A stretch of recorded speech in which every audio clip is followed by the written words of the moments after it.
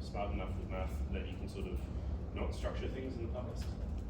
Like you're good enough at doing math and analysis that you don't need to structure your work, and so you can just slap that page and you're able to solve it.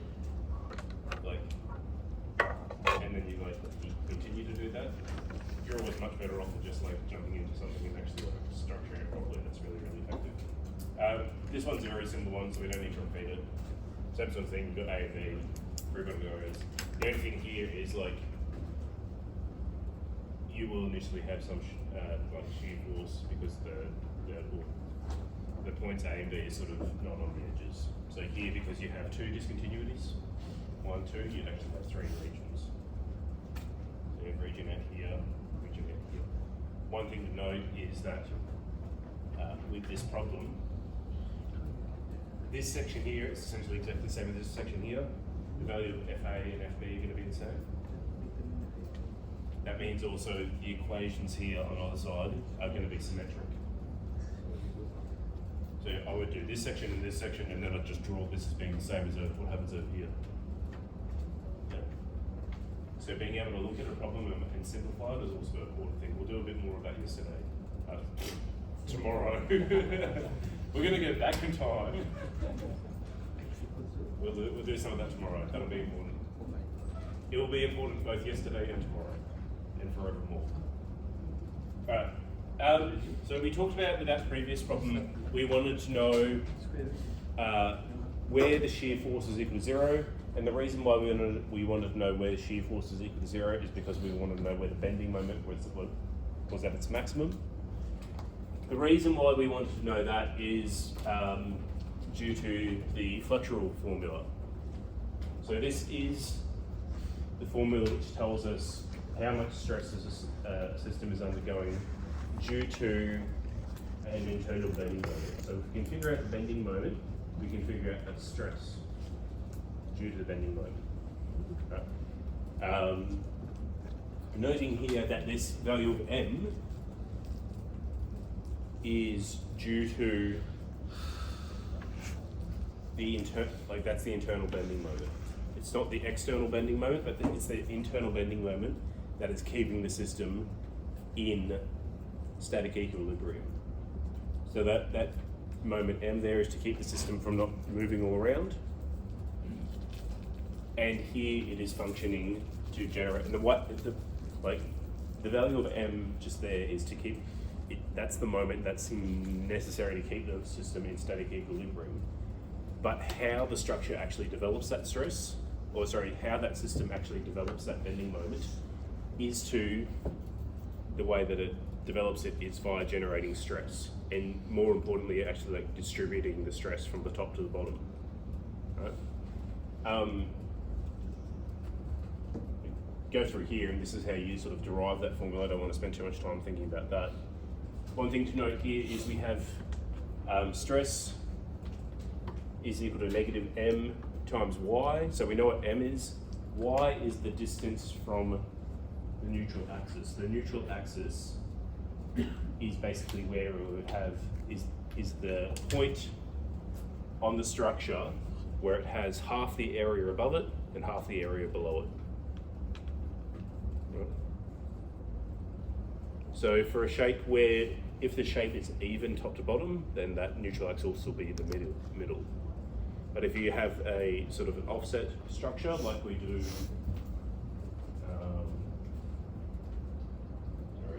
go forward a little bit, here, which we're actually going to solve this problem, obviously the point where we have half the material above and half the material below isn't going to be at the midpoint, it's going to be sort of more up here. Right. So that's going to be called the neutral axis. So the neutral axis is where you have half the material above it and half the material below it. And the value of y is the distance from the neutral axis to some point. So if you're on that neutral axis, obviously the value of y is 0, because there's 0 distance from your neutral axis to that point.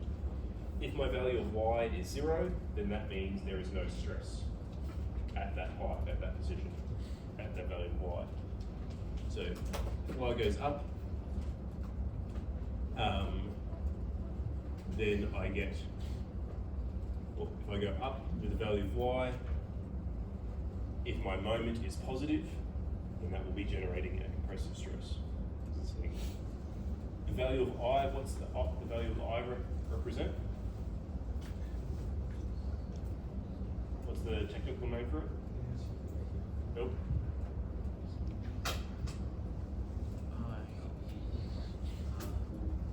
Second moment of area. So, there are a number of different things which use the symbol I. Confusingly, one of them is the second mass moment of inertia, otherwise known as the mass moment of inertia. And that's about, that's the resistance to rotational acceleration due to a torque.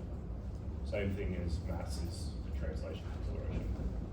That uses the symbol I. So that's the second, or the mass moment of inertia, or second mass moment of inertia. Here, this is not the mass moment of inertia, but is rather the mass moment of area. Sorry, not the mass moment of area, the second moment of area, I meant to say. So, why is it the second moment of area? It is, well, this thing here, this integral of y squared with respect to area. So, I'll do it here.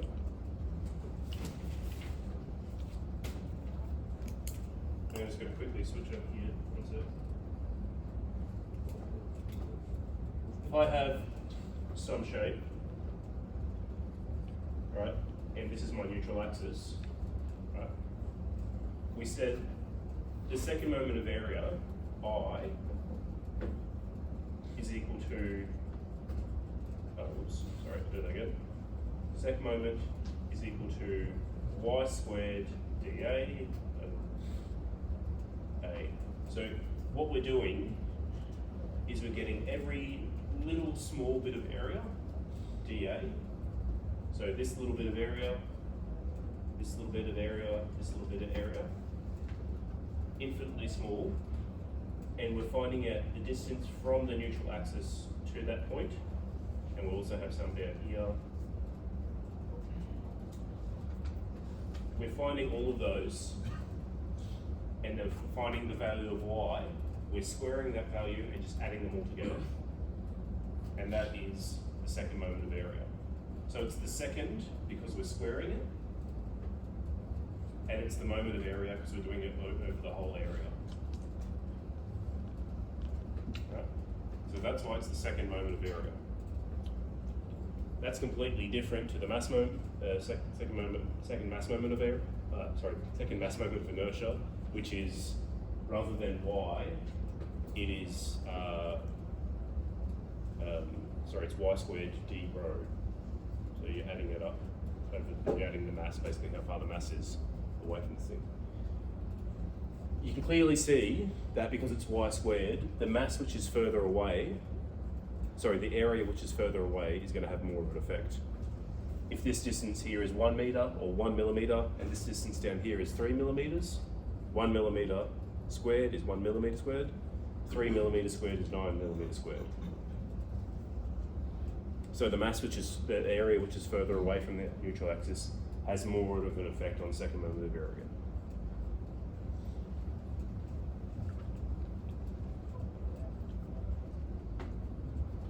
So that's where we get, that's this term here. So when we see this integral of y squared dA, we know that that's equal to the second moment of area, which is our value of I. So we have N, we have Y, we have I, we have stress. Now, earlier, I said something about stress and force. You know the difference between a force, a vector and a scalar? Yeah. So a scalar doesn't have, a scalar is just a value, whereas a vector is a direction and a value. Is stress a vector or a scalar?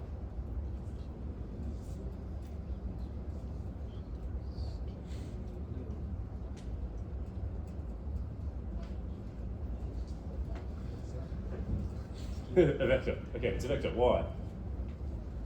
Because, like, you think this pen, I could Like I can stress it in this direction, but I could also, if I could get my fingers on, I could also stress it that way. So at any single point in that pen, it can have different stresses in different directions. So stress is a vector, and that's because a stress is essentially a force. I said that earlier, that the way that this thing keeps itself in static equilibrium so that the forces and moments are equal to zero is by generating stresses. So stresses are essentially, if you took a force, you know, when I get my two hands and I push them together, there's a force going between it, but that force, the value of the force changes as I move at different positions across my hand, and that's just generating itself as a pressure. Pressure is essentially, when we think of pressure, that pressure is a stress on the outside of a surface.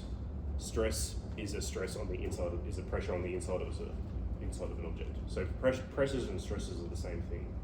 So pressures are vectors, forces are vectors. They can be this way or they can be that way. Pressure is also a vector. The pressure in the air here acts the same in every direction. But stresses are also vectors because they're related to forces. This force here, this stress here, stress, which direction is that going in? If it is a vector, it has a direction. Which direction is it going in? The X, the Y, or the Z? Which direction is that stress?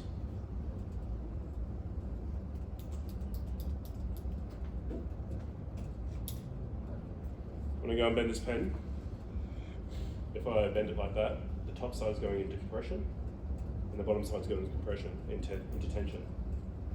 It's compressing that way, and going into tension that way. That would be, that direction's my x-axis, yeah? Well, I have x, y, x, y, z. Sorry, x, y, z, sorry. Yeah. And same thing here. I have my y, x, z. So when I'm applying this bending moment, it's generating a stress in the x direction.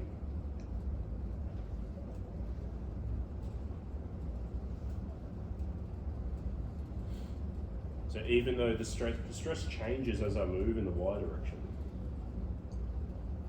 but the stress itself is in the x direction.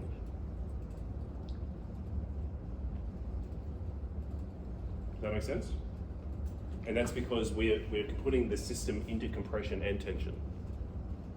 You might think that, oh, shouldn't it be in the y direction? Because we need to keep it in equilibrium in the y direction. No, that happens due to internal shear stresses, which we'll deal with in the next review section. Right? But this moment, this stress here is stress in the x direction. It's acting in that x direction. Here it's negative because it's in compression, and down here it's positive because it's in tension.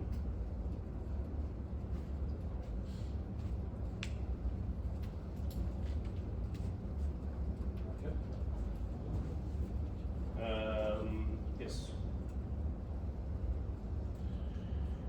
And last thing is, so in this graph, in this figure here, we have the y direction and the x direction. We also have the z, sort of that way. This stress doesn't change as I move in the z direction.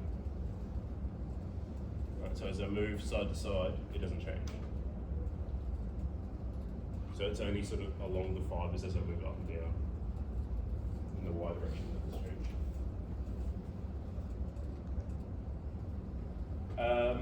Yeah. We've figured out how to calculate M. We did that in the previous section using beam theory. So you can figure out that internal bending moment. Like figuring out the distance from the neutral axis to a position is pretty easy. Oh, that's another thing. The value, because stress changes linearly with y, that means that the biggest stress is going to be at the largest value of y, which means the biggest stress is always going to be either at the top or the bottom. That's going to be the distance which is further away from the neutral axis. One thing is the value of I. Calculating that can be complicated. There are values for simple geometries, like a circle, like a rectangle. You could put in the value of, like, you can figure that out directly. You can put in like the mathematical description of a circle or rectangle. You can put it in this formula and calculate the value of I. You know, for example, that the second moment of area for a rectangle is, what is it? Oh, don't say all, say it at once. Take your time. 1/12 pH cubed. Remember that? Surely, yes. Okay. And for circles, it's pi on 4 times R4, radius 4, or pi on 64 D compare 4. Oh, anyway, you're all remember that. One thing to note is that due to the fact that we have an area here and we have y squared here, that means that the value of I is going to be in, like, if it's in meters, it'll be in meters to the power of 4. So you have y squared, so meters squared, and then area is meters squared, so meters squared times meters squared is meters to the power of 4.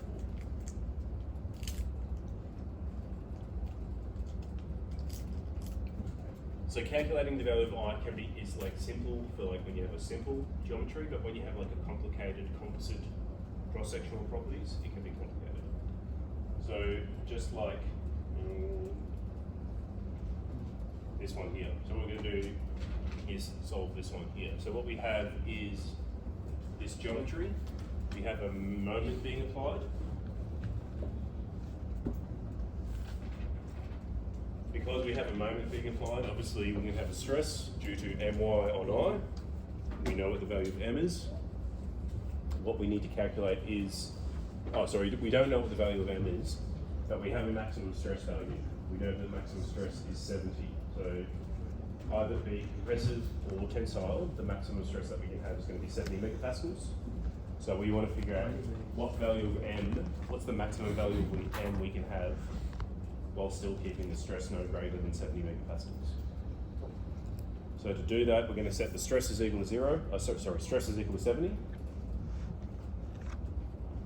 And then we're going to calculate the value of m to get us the stress is equal to 70 megapascals. Which means we need to know the value of y and of I. So we're going to do that for this one here. So start drawing it down.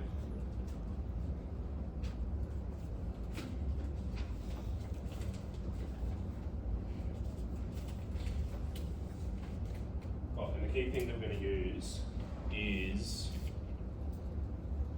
these things here. Right, so these are the parallel axis here.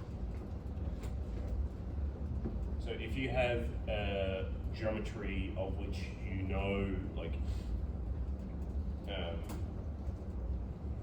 you know the second moment of area, you can figure out what the second, if along its own sort of centroid. So I know the value of the second moment of area along its own centroid. If I want to figure out what the second moment of area is along the actual centroid, along the actual neutral axis, I have the second moment of area along its own centroid plus its own area times by the distance between the second its own centroid and the actual centroid of the whole object. A bit confusing here. It'll make more sense once you do the example. So let's jump in and we'll try and do that example.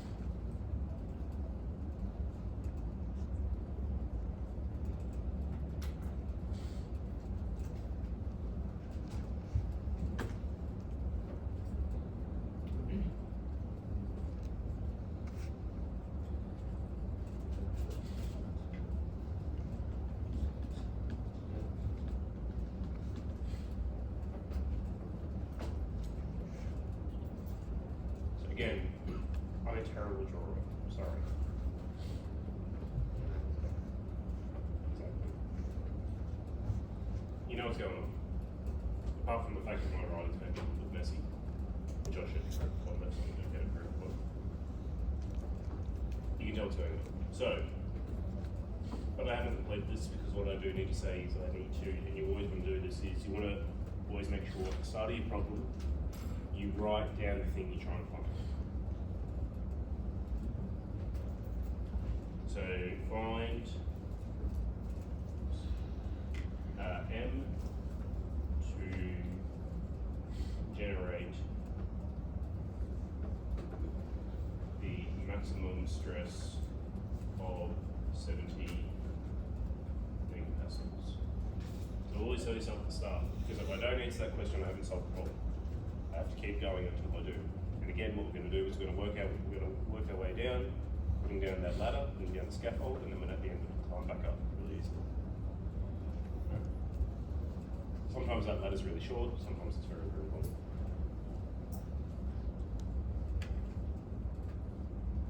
So, what bit of information do I need to relate stress to M? What relationship can I make use of to relate that maximum stress to the moment?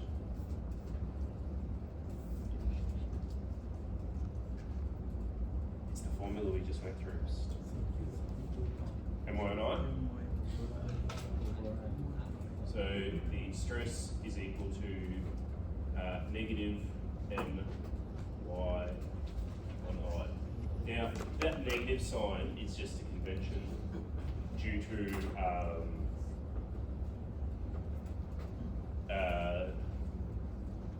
like positive and negatives and what we're doing for right-hand rule, all that sort of stuff. Generally speaking, it's sort of like me typically in my day-to-day operation when I'm thinking about things due to bending. I don't think about, like, I completely get rid of that negative. But what you do need to think about is whether your system's in tension or compression. And understanding, like, physically for a structure, which side's in tension, which side's in compression. For us, our moment was sort of positive this way, right? Which means that this bottom side's obviously going to be in tension. Which makes sense for us because, like, y is positive this way, which means that down here it's going to be in tension. Because this is going to be a negative value of y, negative is sort of positive is tension.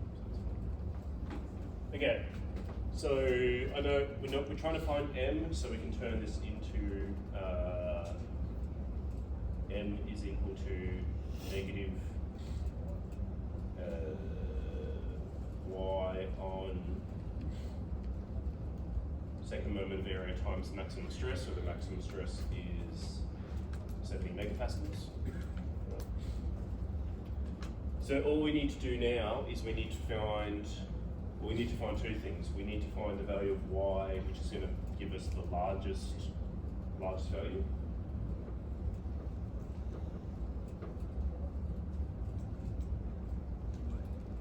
And we need to find I. So we need to find those two things.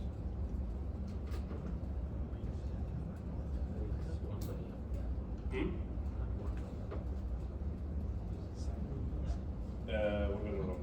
Oh, yeah, sorry. M is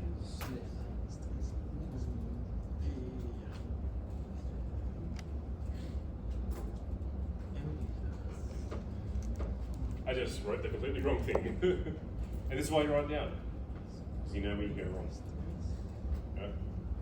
Sorry about that. Yep, that was just 100% wrong.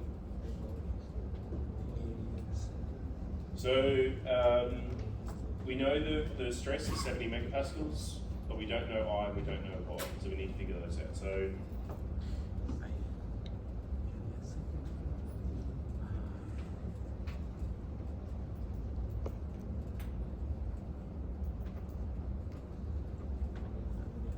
find Y. Now remember that y is the distance from the neutral axis. And remember that the maximum stress occurs when we can go as far as possible away from the neutral axis and still be on the object. So what we want to do really is we firstly want to find where that neutral axis is. Which means we want to find the position in the y direction where we have half the area above and half the area below, which is essentially the centroid. So we want to find where the centroid of that object is.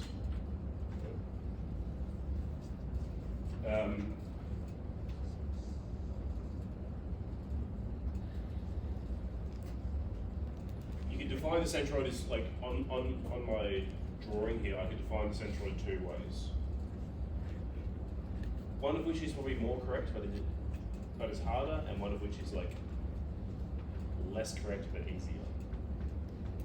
I could either, like, define it from the bottom and go up, which is more correct because, like, my y-axis is going upwards.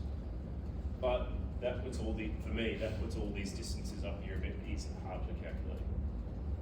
Because we need to find the centroid to each one of those objects. It just gets a little confusing, so I need to go up to the top and come back down. But instead, if I go from the top here, and I want to find the centroid from that top edge, I want to find it downwards, and later on I can convert it. That's fine. I only need to do it once. When I put a bar above it, so I'm saying here y bar, that means the average. So bar means average, which in this case, in terms of geometry, means the centroid, because the centroid is the average sort of position. So when you have a bar above something, it means the average. So to find that maximum y value, so if I write here, actually I'm going to write here y max, stress max, and this is y max. I firstly need to find y bar.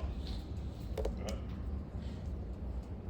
So y bar is the average position, the geometric average, and the way that we define that is, as you sort of see this drawn here, I have one structure, but I've divided it up into 4 sections. So I have section 1, so I'm going to say 1, 2, 3, and 4.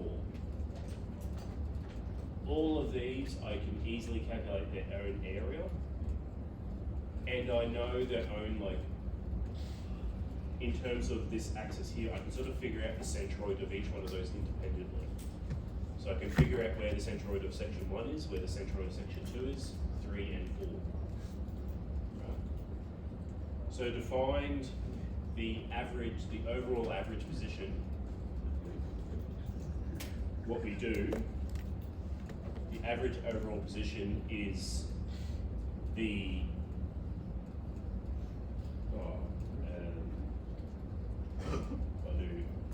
so starting at the first object through to the 4th object, so that just means I'm going from the first object to the 4th object. I want to find the average position of each of my bodies, 1, 2, 3, and 4, and multiply that by the area of each object, 1, 2, 3, and 4.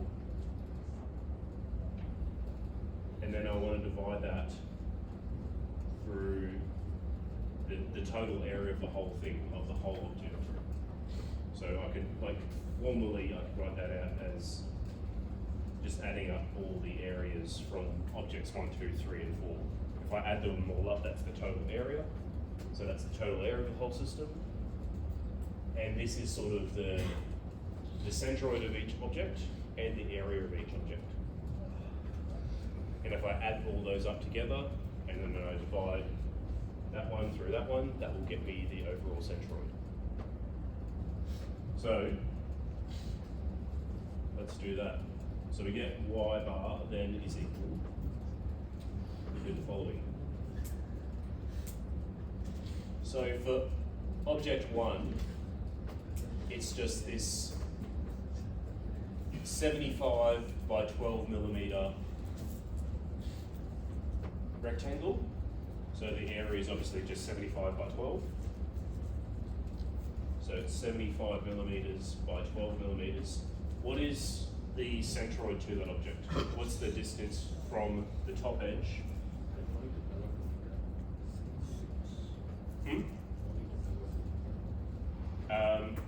Okay, we could convert it all to meters, but we're gonna,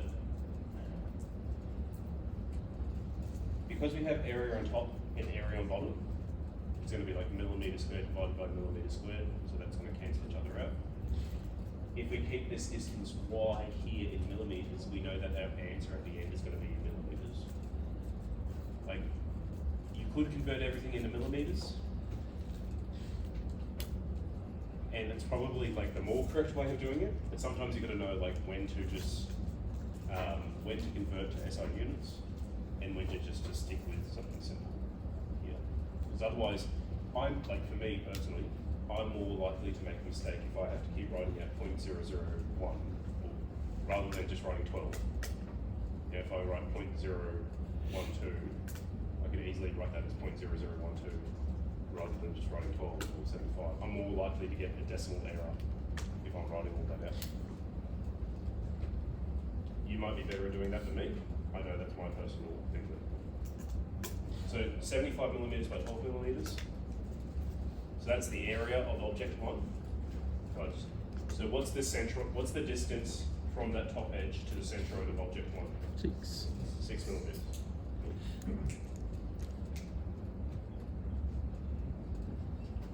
So that's object 1, obviously. What's object 2 is this one over the left-hand side. The area again is 12 by 75. So it's still the same thing. But what is the distance to that centroid?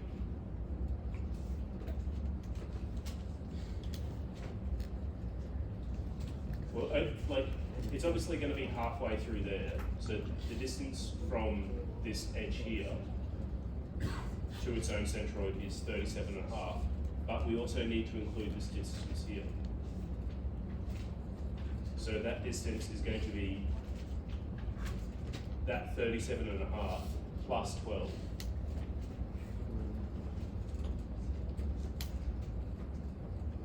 So 49.5. Does that make sense how we got that? Does anyone have any confusion about that? If you do, let me know.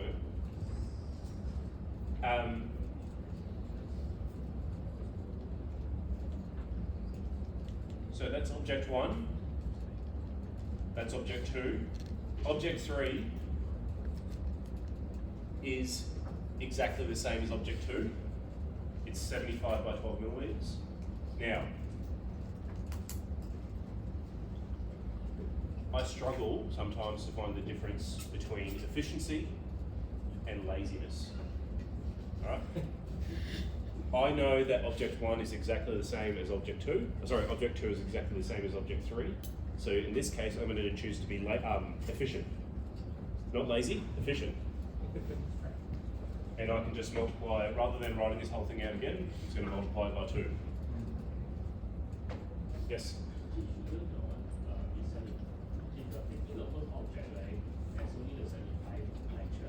Yeah. Then the second object is the 75 then what about the hot? What was that last bit, sorry? Then didn't the first object actually 75 plus 12? No, because the distance from that top edge, because that has a thickness of 12 millimeters, the centroid of that one is halfway through it, so it's 6 millimeters. This is the area. This bit here is the area, and this is the centroid of that object. The centroid of that object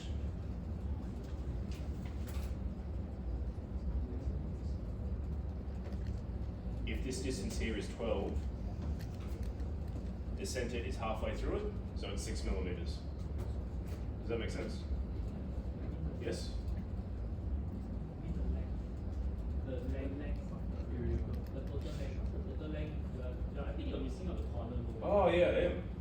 Oh yeah, how I've drawn it, yes. Okay. So that should be 99? No, because it's 75 plus 12 plus 12. 99. Is that that thing I said? Yeah. Sorry, thank you very much for bringing that up. Sorry I didn't get the first time around. Yeah, so that distance there, sorry, the area, length of that, the area of that is 75 plus this 12 millimeters plus 12 millimeters. It's not 75 by 12, so it's 99.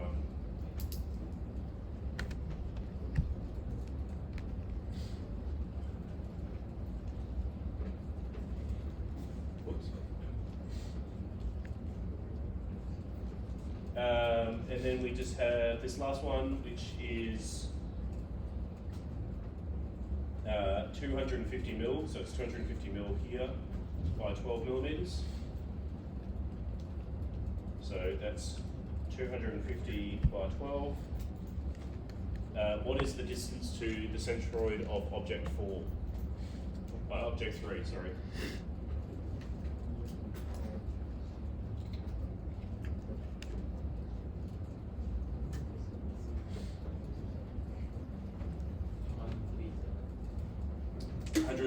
So its own, if we get 250 length divided by 2, that's 125, plus we have that 12 millimeter offset.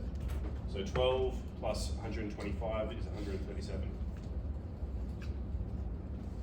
So times by 137. So that's all that, and then we just divide by the area. The area is just that 99 by 12 plus 2 times 75 by 12 plus 250 times 12. And that value is about, it is about 85, I guess.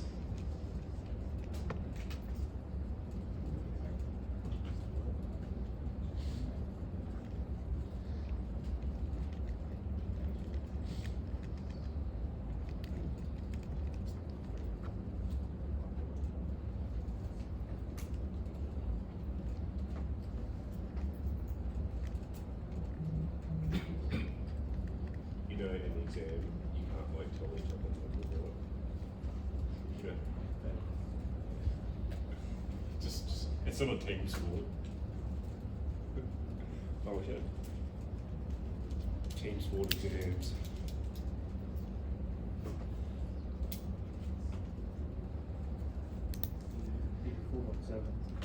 That was pretty close to 85. So, yes. 84.7, did anyone else get that value? Was it a different value?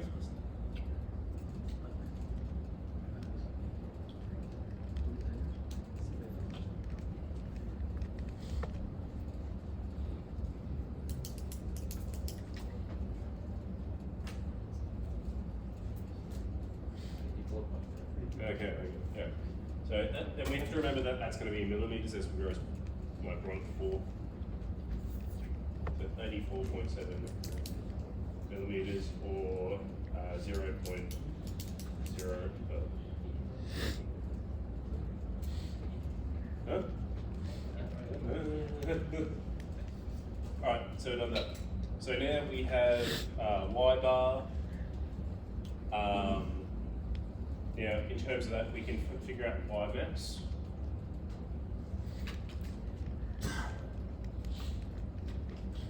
So if it's 84,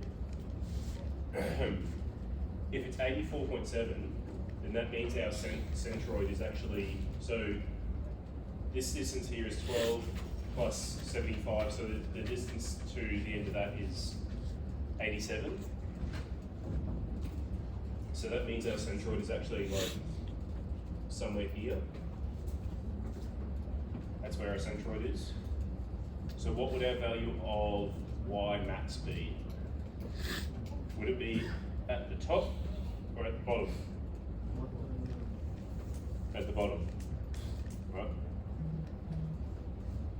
So that means y max is going to be the distance to the bottom minus that 84.7. Like from the distance from the top edge to the bottom minus the 84.7. So that's going to be 250 millimeters minus 12 millimeters. Plus 12 millimeters minus 84.7 millimeters, which is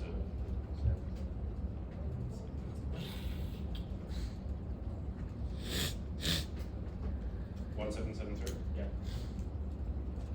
177 because I'm lazy. Addition.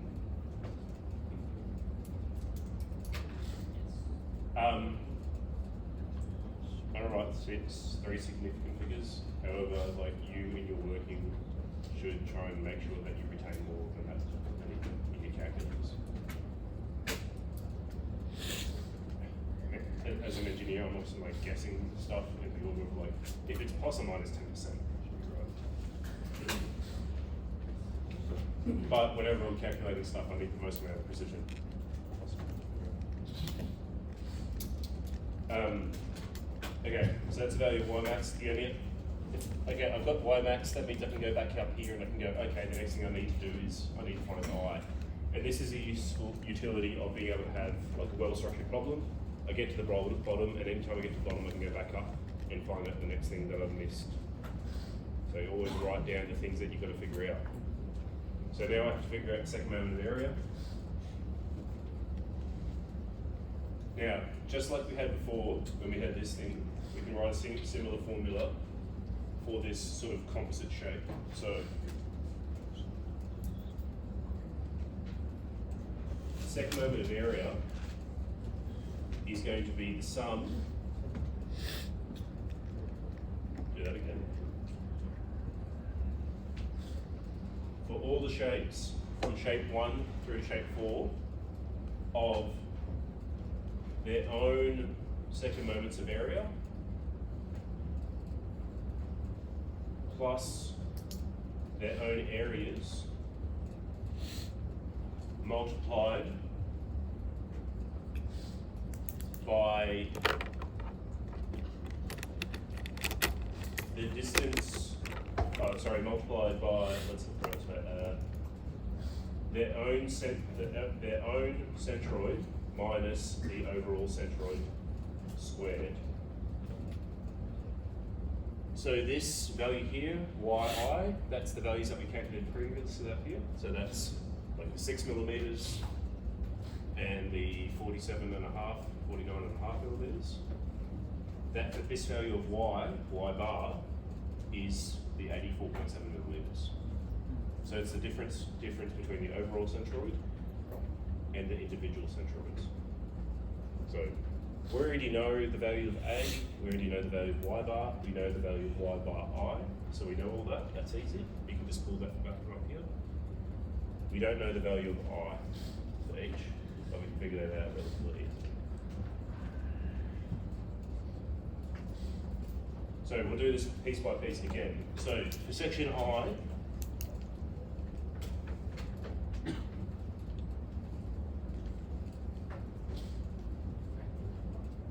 not 75. What is the formula for its own value of the second moment of area? 1/12 pH cubed. Yep. What's B and what's H?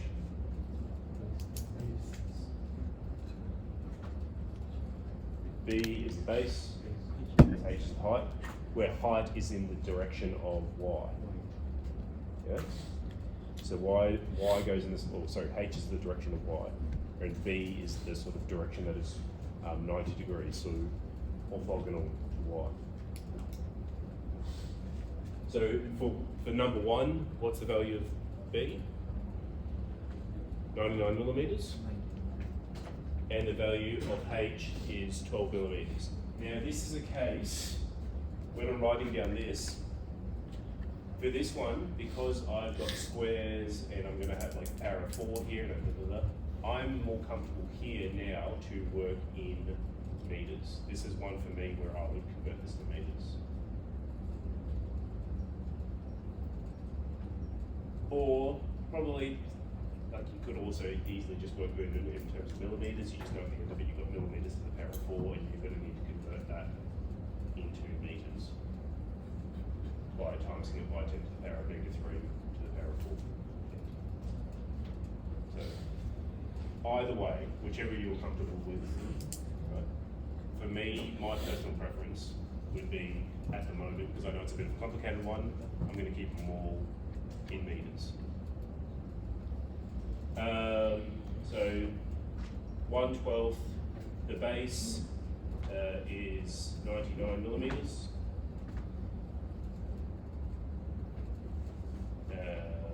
The height is what? 12, and that's cubed. The area is 99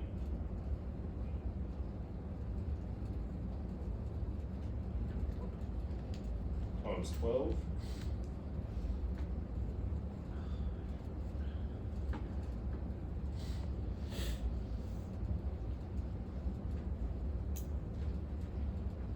Now, and then I have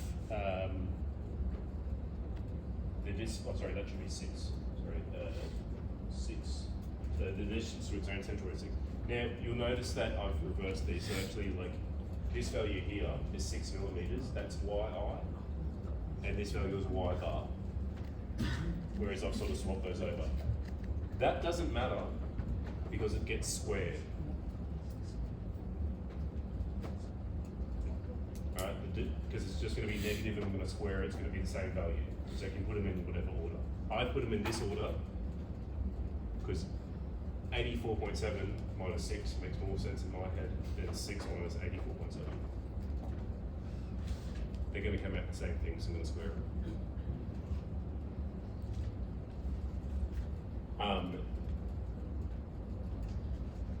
If I was you, because we know we've got to do, oh hang on, I'll just write that. We've got to do also the same thing for sides 2 and 4. Again, we know there's 2 of those, so we're going to be efficient. So I would have 2 times that whole thing, so it's going to be 1/12. What's the base going to be for those one? 12. What's the height going to be? 75 mil. Cubed. Base height cubed. You can see how much like that 75 cubed is going to be a lot bigger than that 12 cubed. It's roughly 6, like 75 is roughly 6 times bigger than 12. 6 cubed is, I don't know what that is, a lot. 216 times bigger. So yeah, it's going to be, I guess, have a much larger effect. And then we have the area. So the area is obviously 12 by 75.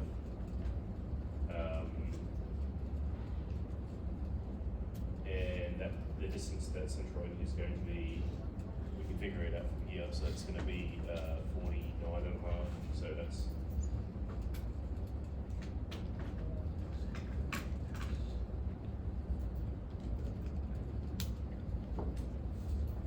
that's that one, and then we would also have the long bit as well, section 3. So I just want to quickly do that. 1/12. The base of this one is going to be 12 millimeters. The height is going to be 250 cubed.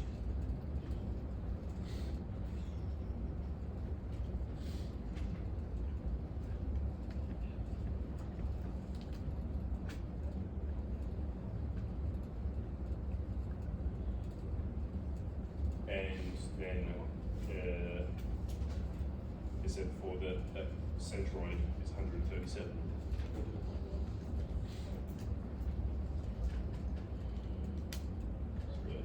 Now, if I was you, because you have like putting all that in your calculator at once is probably a bit tricky.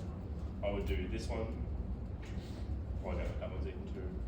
I would do this one, making sure I included the 2. Put that in my calculator, then do the final one.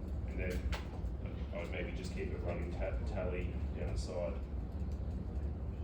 Yeah, this one, put them all equal to, and then just add them all up.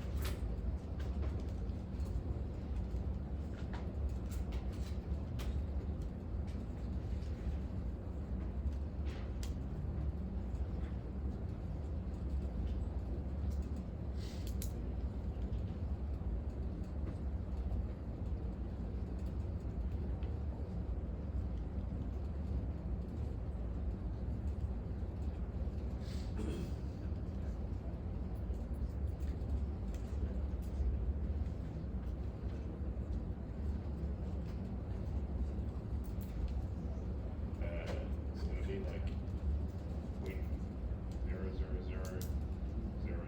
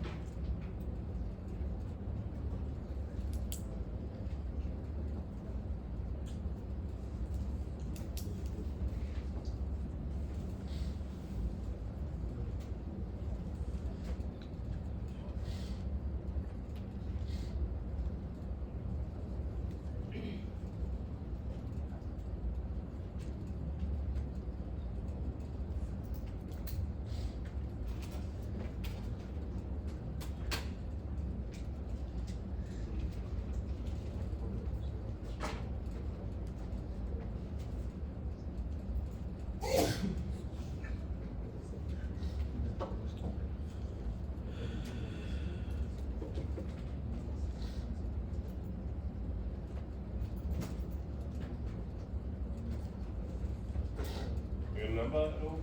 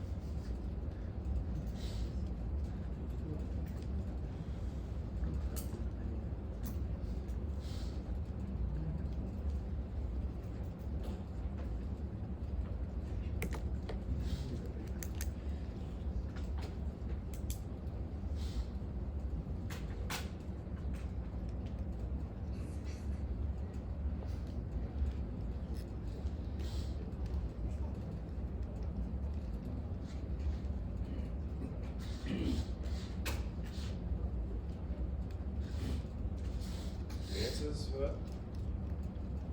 8.28. 8.2. 8.28 into 10 to the power minus 3. Let's do this in. We'll go with that. But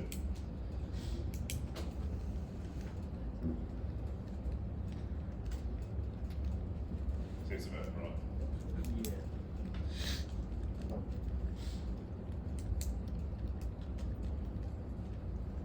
If any of you get different answers, you can take that.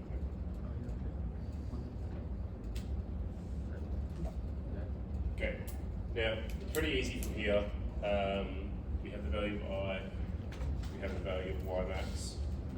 Again, so we've got I and Y max, we simply just put that back up here to find the value of M. So we know the stress, we know I, we know Y max.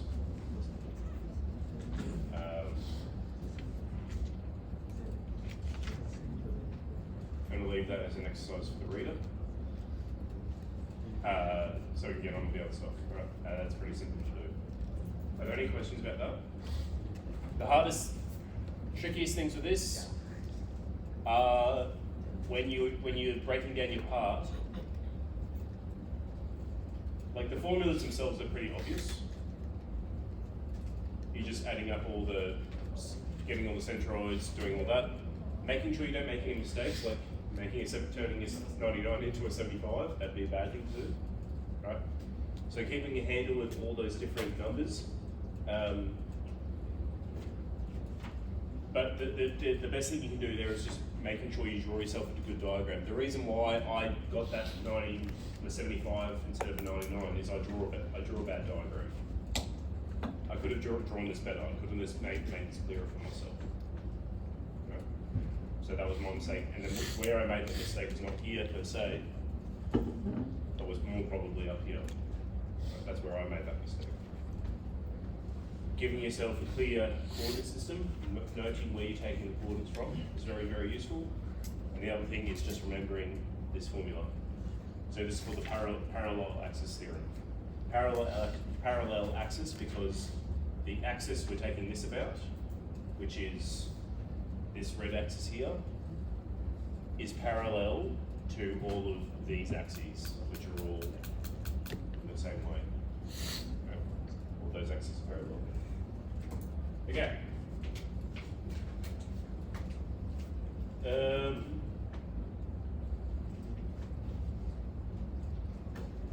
There are some more problems you can go through, so that was that one. Similar one sort of here. I would encourage you to sort of go through these. These are very, very similar problems. The only thing here that we're doing, this one's an interesting one. I'd say that this is quite a good practice problem in that you have to calculate the second moment of area for the I beam.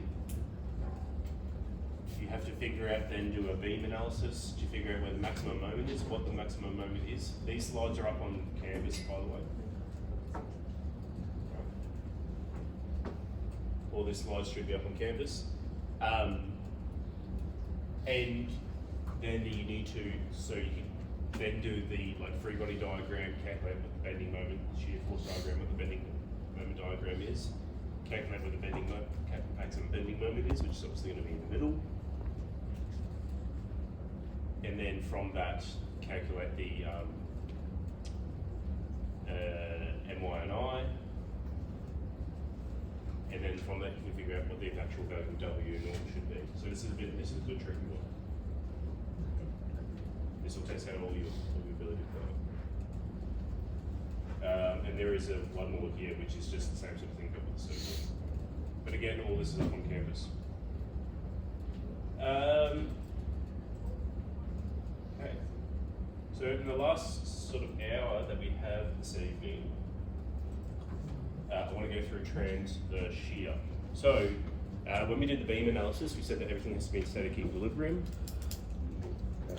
So it has to, that beam has to not move upwards and downwards in the y direction. It also needs to not rotate. The bending moments, they sort of, the bending moment M stops the thing from rotating, obviously, and that bending moment induces a stress in the x direction. Right? There's a stress generating with x. But also, there's the bending moment, but also the shear force diagram. The shear force, internal shear force, is there to stop the system. It keeps the system from accelerating in the y direction. So it's a thing that maintains static equilibrium in the y direction, so up and down. However, but also that shear force in the y also generates a stress in the y direction, or more accurately, a shear force, a shear stress in the y direction. But one thing is, one thing to note is that in the next section, there is a reason why we went with that first problem. We cared where the shear force was 0 so that we knew where the maximum bending moment was. We wanted to find out, we didn't want to find out where the maximum shear stress was. We wanted to find out where the maximum bending moment was. And that's because even though we have the bending moment generating a stress in the x direction, so along the length of it, and we have a shear force generating a shear stress, the magnitude for most, well, 99.999% of engineering problems we'll face, the bending moment will always generate a larger force, a larger stress than the shear stress. The shear force will generate a shear stress. The shear stress magnitude is always, nearly every time, is going to be much smaller than the bending moment stress. Right? So much more concerned with that. Okay. But we still should analyse the shear, transverse shear. This becomes important. How to say this? The bending moment, yes, is more important, but the transverse shear, even though the magnitude of the force, magnitude of stress isn't as large, it can cause almost as many problems. So particularly, I've done a lot of work with composite materials, so carbon fibres and all that sort of stuff. I'm actually doing one at the moment, which is the bending of a glass fibre reinforced polymer thing, which is really interesting. I think it's really interesting. But anyway, in composite structures, because you have sheets of material stacked on top of each other, the shear stresses, even though they're smaller than the bending forces, the bending stresses in the x direction, the shear stresses can be even more important, even though they're smaller, because the composite material, has less strength in the shear direction. Right? It has a lot of strength in that sort of x, in the tensile direction, but in that shear direction has a lot less stress, a lot less strength. So sometimes, for a lot of different materials, the shear stress can be important, or can be very important as well, even though it's of a smaller magnitude. Another thing with the shear stress is that it's actually a lot more complicated. The bending moment stress, even though it's larger in magnitude, it's actually easier to calculate. The shear stress is a lot more complicated, right? So remember, we had a shear force V, the internal shear force V. That's the thing which generates the shear stress. Typically, we give the sign tau, that's the little Greek T symbol, to shear stress, right? If I have a shear force V, and I have an area, I have this area here, A, I could say that the average shear stress is V on A. Now, that's going to be the average shear stress, but also that value is going to be completely wrong, right? Because in order to keep the system in static equilibrium, that shear stress can't be the same at the top as at the bottom. Sorry, as at the middle, as at the bottom.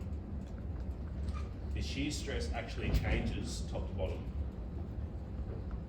Just like you did with the bending moment stress, remember that the bending moment stress was in the x direction, so it's in the length. As you moved in the y direction, it changed. Right? And the same thing goes for the shear stress. Actually, at the top and at the bottom, the shear stress has to be equal to 0. Right? It's right at the edge, right at the top, very top, and right at the very bottom, the shear stress will be equal to 0.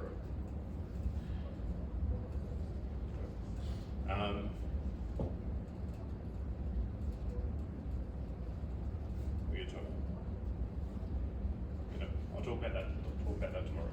But there's a reason for that, and it becomes because the shear stress going down this way. Sorry, I'll say this. This direction here, this is the y direction. Right? This is the x direction going that way. Right? This face, if this is the y direction, that means that that's the z direction. So you could call this the YZ face. or you can also call it the x face. So it's the face which is perpendicular to the x direction. So this face here, the x-axis goes this way. This is the x face. So this stress going on the in the y direction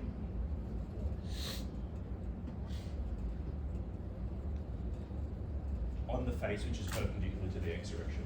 So this is sometimes called the stress on the x face in the y direction. So it's called tau xy. It's on the x face in the y direction. The reason why it's 0 at the top is because tau xy, for reasons we'll talk about tomorrow, tau xy has to be equal to tau yx, which would be the stress in the x direction on the y face, which would be, this is the y face here at the top, and that's the x direction. So those two values have to be equal to each other. We'll talk about that tomorrow. That's why it has to be 0 right at the tippy top.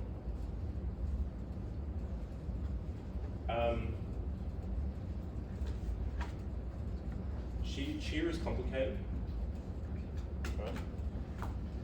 And you often get very funny, like when you have high levels of shear, it's not like bending where you get like this nice neat compression, neutral axis tension.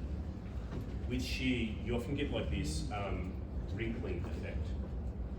And so the shear, the stresses due to shear can be very, very complicated, right? And particularly when you get systems which aren't what we call slender. So when I say slender, I mean that in that direction of the shear face, it's long that way, but it's thin the other way. Right? If I have something which is very flat, so it would be flat this way and very wide that way, it can get really, really hard to solve it. Right? And the stuff that we're talking about over the next sort of 30 minutes, you can't really use it. So we can only solve systems which are slender. Right? So then the formulas that we're going to use, as I said, the first thing is that it's slender, so that means it's taller than it is wide. And the more taller it is compared to width, the better it's going to be. We have a linear material, which means that it's under its yield stress. Homogeneous means that it has the same properties in every direction. And also that it's a prismatic cross section. So with the equations that we're solving, we can't solve like generalized shapes. They don't work for generalized shapes, or even like circular shapes.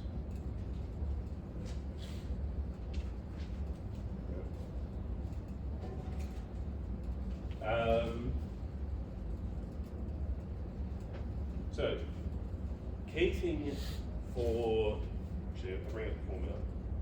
So this is the formula for stress, for shear stress. And remember, this is tau xy, so it's on the x face in the y direction. We have is equal to V times Q divided by IT. We know what I is. I is the second moment of area. We know what V is. V is the internal shear force required to keep the thing in static equilibrium. T is relatively easy. So remember we said that it changes as we change through the height, y, the shear force changes. Right? So as we move through y, the shear force tau is going to change. That value of T is simply the thickness at some particular height y. So if you have the same thickness through the whole height, the value of T will just be the thickness of the whole height. But if you have a varying thickness through the height, the value of T will change. Alright? Now Q. So varying, do we need to put average? Pardon? Varying, do we need to put any average? No, because it's at that distance y. At that distance y. So whatever the thickness is in that Z direction at position y, that's the thickness you use. The last thing is Q.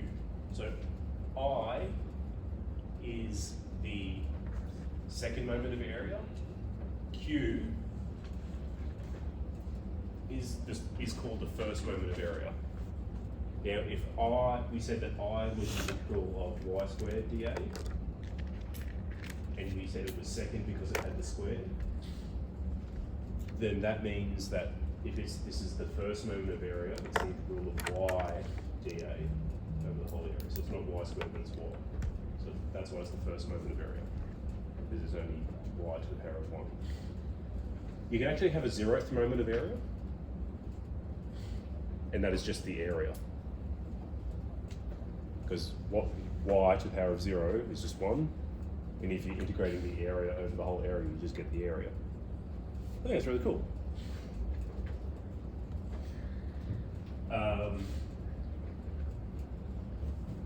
And for our purposes, we can just say that Q, the first moment of area, is equal to this, right?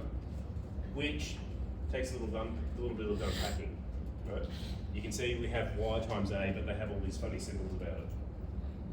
We know that y bar is average, so it's the centroid. But we have that little prime symbol, so we have y bar, but we have y bar prime. Prime, I like to think of it as being above. Right? So if I've got at position y, I'm only looking at the y bar and the area of the portion above y. Right? So it's going to be, what is y bar? So what is the average position of y above y? So of the material above y? And what is the area above y? So it sort of seems a bit easier here with this one. If I'm looking at the stress at this position here, I've got the thickness at that position. I've got the area above that position. And I have the centroid of the area above that position. So I'd be at, and that value, so that's for Q, that's the first moment of area. But still, this value of I here, that's the second moment of area for the whole shape.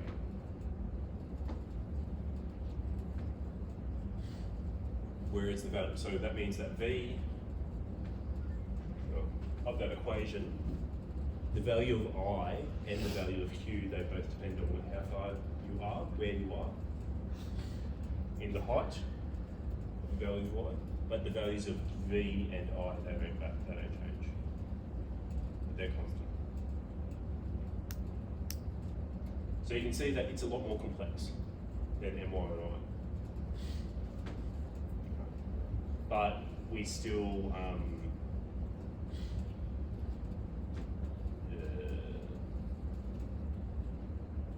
and even though it's more complex, often we don't really like the value of stress that would be induced due to shear is a lot smaller than would due to a bending moment. Okay. One thing to note, this equation here, it means that the stress that you generate, the shear stress tau, tau xy, it's the same across the width. That's one of the assumptions that we use to get this formula. It means the stress at this edge and this edge, the same as the stress in the middle at position y. So as you move in that z direction, they're all the same. That's not like strictly true. Like in an actual system, to keep the system to be in static equilibrium, it can't have the same stress through that thickness. So what you actually get is this sort of parabolic effect. But we can say, like for most systems, we can ignore that parabolic effect. Because the difference between the average, so you can see here that like that VQ and IT, that gives us a constant value, but the actual stress is sort of parabolic. It's higher on the ends. It has the shear stress is higher on the one side, on the edges. But for most systems, you can safely ignore it. If your system is a square, then it's 1.5 times that, or beyond that. Okay. keep in mind, so we had a bunch of assumptions. Like this, the equations that we're using here are very limited. It can only be slender. That means it can only be very, very tall compared to its width. Right? We're ignoring that parabolic effect. Yeah. So there's lots of like assumptions that are going into this model. Right?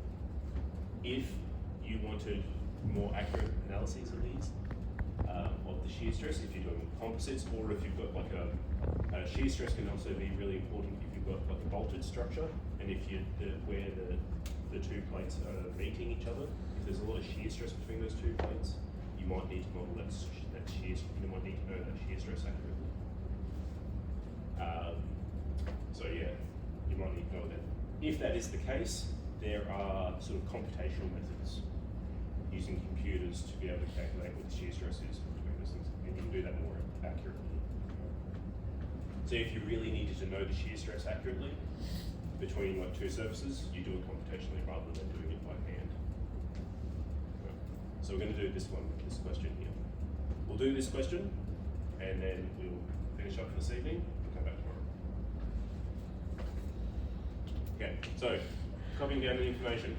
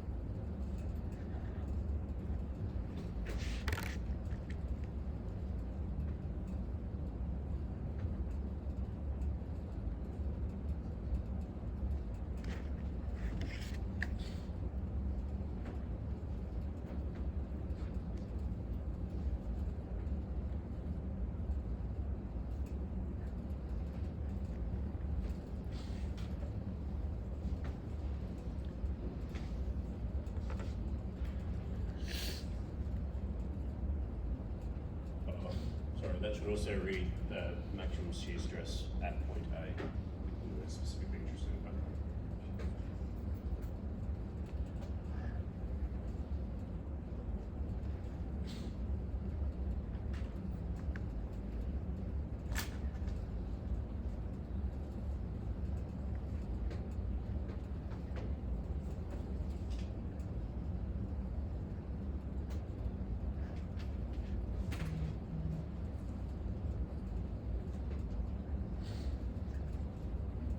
So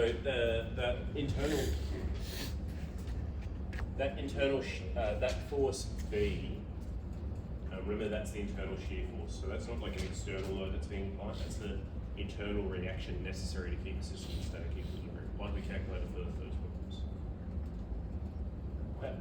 It may coincide with like an external reaction force, but like generally speaking, you have to think about that's the internal reaction, internal shear reaction force. So point B. No, I don't know why that's on the drawing.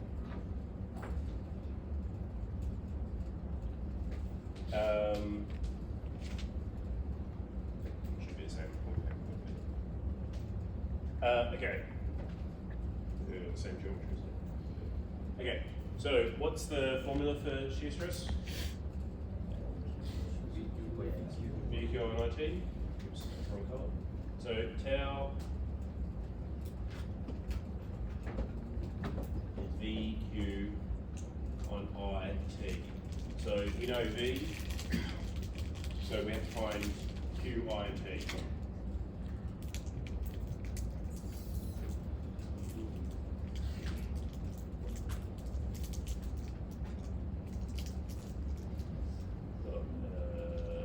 Q, I, and T. Okay, now,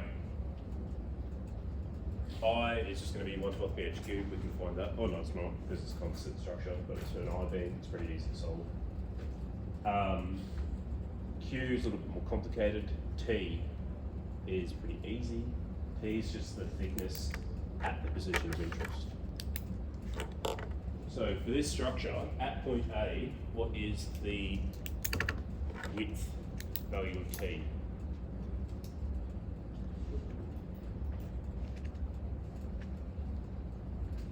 It could be either of 0.2 or 0.02, couldn't it? And that's one thing that this formulation that we've come up with here, it cannot just, it's really good when you're not got a nice smooth and continuous thickness. But when we have step changes like this, the math sort of breaks down a little bit. I know that, like, you know, if I put, okay, which value is going to get me a bigger value of stress? 0.2 or 0.02? 0.02 because it's on the bottom. So the value that is small is going to give me a bigger value of tau. I know that if I put 0.2 in there, my stress is going to be 1/10 the size if I put 0.02. I actually know that neither of those are going to be correct. It's sort of probably going to be somewhere between those two. But if I'm going to be conservative in my engineering estimation, it's probably best if I put 0.02 in there. So we're going to take T, so here we'll take T equal to 0.02 meters. Now, using the word take means that we know it's not correct, but like we're going to assume, it's not just assuming it, but it's like it's taking the worst possible, the most conservative solution, which is often the best way of doing it. Right, just being conservative with your estimations.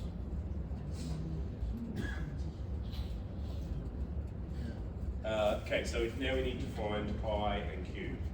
So generally when I'm doing this, when I write down things, I try and do the easiest one first, and then do the next one, and then the next one. Go harder. Start easy, go harder. If I have a choice of them. So the next easiest one is to find I.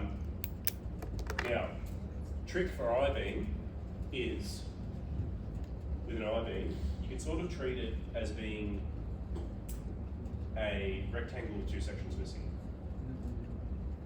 So I could treat this whole thing as 1/12 pH cubed to get the overall I, and then I just have to take out this area and that area. So what that looks like is I'm going to do 1/12 of, and I know where my centroid is. My centroid is in the middle. That's my centroid there, yeah, because it's symmetrical. So the base is going to be 0.2, the height is going to be 0.34. Yep. And then I just need to take away these two bits. So we get 1/12, the base is 0.2, the height is 0.34, and that's cubed. And then I need to take away those two bits. I can use, you're sort of using parallel axis theorem, but you're using it for, like, when we were using it before, we were adding material to it, but now we're taking away material, so it's just a negative. So, because those two sections, they're not offset, the centroids aren't offset from the overall centroid, so they don't have any like parallel, there's no parallel axis because they're sort of coincident with each other. The difference in centroids is 0. So it's just their own second moments of area that we need to take away from it. And because, again, I'm going to be efficient, not lazy, efficient, I can just put two of those in there. One on the left, one on the right. So 1/12, the base is going to be, so 0.09 mil. And the height is going to be 300 millimeters.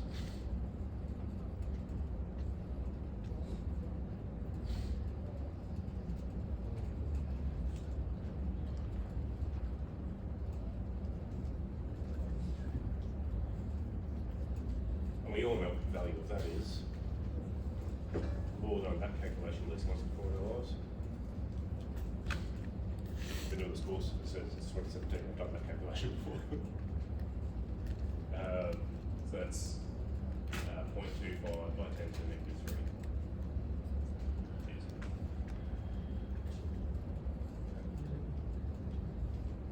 Sorry. That's right.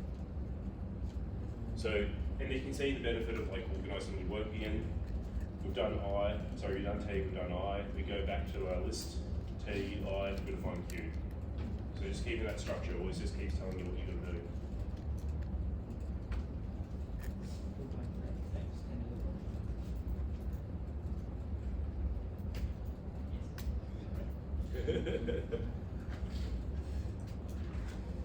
Okay, now we know Q, and this is Q at point A. Right. So remember we had that funky formula for Q, it was Y times A, but it was Y bar, and they both had the primes to say that it was the thing above. So it's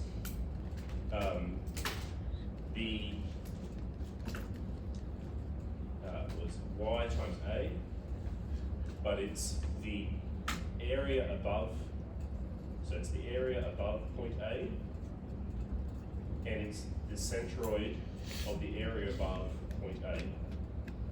So I hope you can sort of break that down and you can figure out what each one of those symbols mean.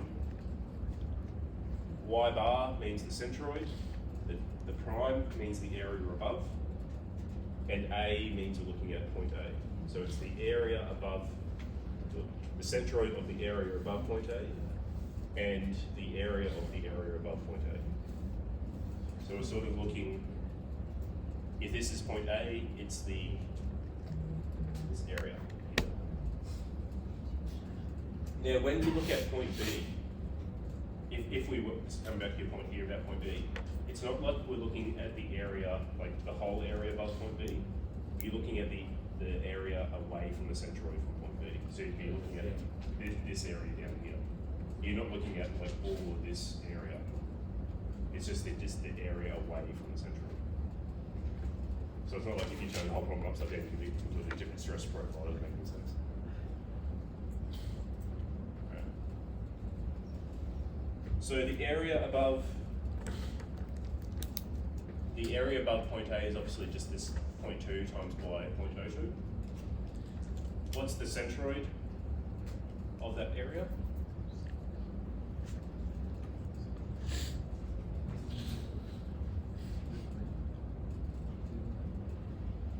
The distance from this centroid,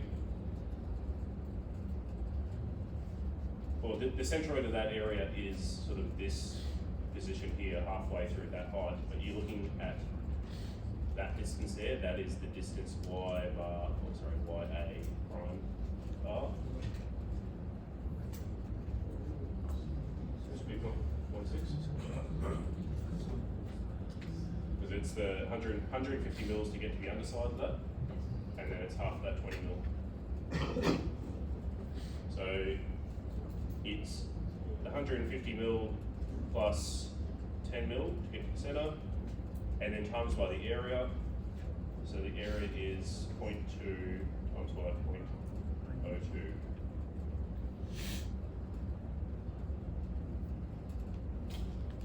So this is 0.004. This is 0.16. So 16 by 4 is 64. So it's 64 by 10 to the negative 3. 6.64 by 10 to the negative 3.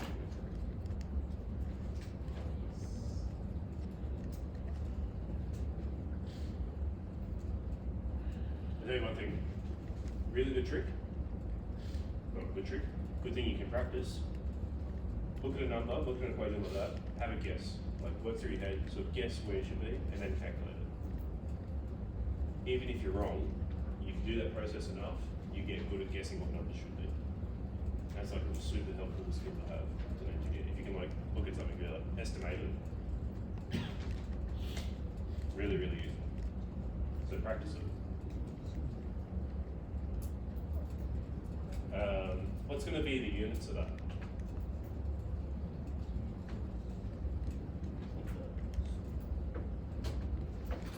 That's meters squared, that's meters. And it is 3. And just because remember, like, second moment of area was meters to the power of 4. This is the first moment of area, so it's just one lower. It's meters to the power of 3. And the 0th moment of area, which is just the area, is 1 less, so it's meters squared. Okay, so we can put this all in. So tau at point A, the maximum value of tau at point A is 20 by power of 3, it's 20,000. By Q, which is 0.64 by 10 to the negative 3, divided by I, which is negative 3, times by T, which is 0.02. So that is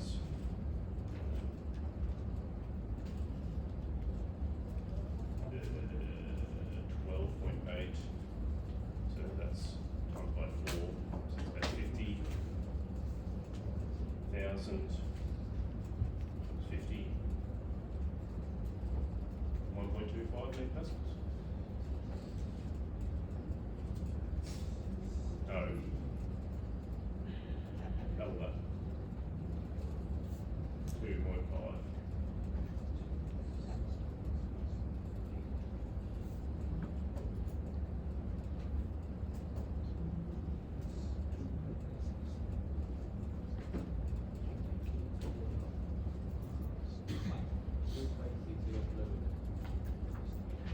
Killing you.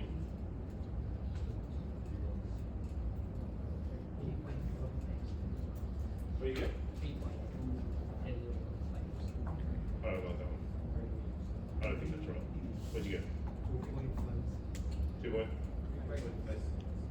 Huh? 2.56 I'm getting 2.5, I'm getting 3.5s. 2.56 megapascal. I calculated 2.5 in my head, megapascals. That could be very wrong.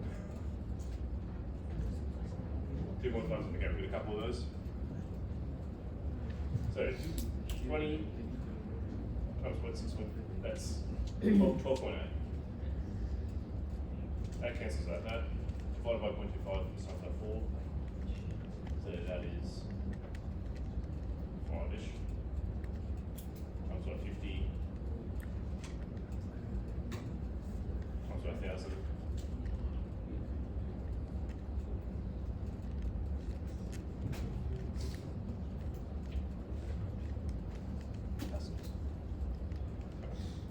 So, and you can see there, like we had a shear force of 20,000 kilonewtons, 20 kilonewtons, 20,000 newtons. And we've got like yes, a somewhat significant structure. It's a reasonable size I-beam, about that big. All right? And we're only generating 2.56 megapascals, a very tiny sort of stress. If this is a steel, like a manufacturing steel, it's either going to be a 200 or 300 M, so 200 megapascal stress. So you're not generating a lot of stress due to that. Cool. All right. Are there any questions about that? No. Somewhat, that question's pretty straightforward, but just be aware, like shear stress in general is a bit more complicated. And keep in mind that this is a one big thing about this is like we know that this value itself is going to be somewhat inaccurate because we have this step jump here. If we took like, what that equation tells us is if we move 0.0001 millimeter above it, that stress is going to drop right down because the thickness has changed. Which, you know, doesn't seem accurate at all. If you move this tiny bit, it's just going to change. So we know that's not what's accurate. Come back tomorrow. Thank you very much. Oh, thank you very much for your time tonight. Yep. Come back tomorrow. We're going to do stress transformations and deflections, beam deflections, which I really enjoy.